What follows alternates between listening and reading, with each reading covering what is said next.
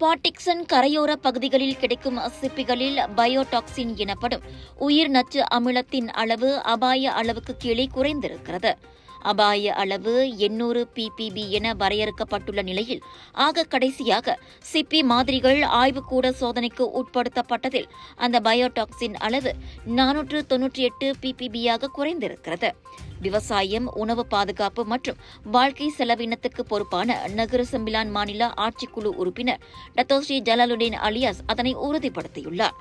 Port Dickson கடல் பகுதியிலிருந்து எடுக்கப்படும் சிப்பிகளில் பயோடாக்சின் நச்சளவு அதிகமாக இருப்பதால் லாலா, லொக்கான், கிராங் உள்ளிட்ட சிப்பி வகைகளை எடுப்பதற்கும் விற்பதற்கும் தடை விதிக்கப்பட்டதிலிருந்து அங்கிருந்து 8வது முறையாக சிப்பிகளின் மாதிரிகள் சோதனைக்கு எடுக்கப்பட்டுள்ளன. எனினும் சிப்பிகளை சேகரிப்பதை மீண்டும் அனுமதிப்பதா இல்லையா என்பது குறித்து முடிவெடுப்பதற்கு முன்பாக இன்னொரு சுற்று பரிசோதனையை மேற்கொள்ளுமாறு மாநில மீன்வளத்துறை கேட்டுக் கொள்ளப்பட்டிருப்பதாக ஜலாலுடீன் கூறினார்.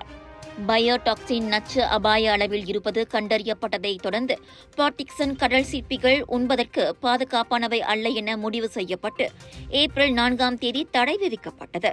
பாட்டிக்சன் கடல் பகுதியில் இருந்து சேகரிக்கப்பட்ட சிப்பிகளை உட்கொண்டவர்களில் 8 பேர் உடல் உபாதைகளுக்கு ஆளாகி மருத்துவமனைகளில் சேர்க்கப்பட்ட பிறகே அவற்றில் பயோடாக்சின் நச்சு இருப்பது வெளிச்சத்துக்கு வந்தது.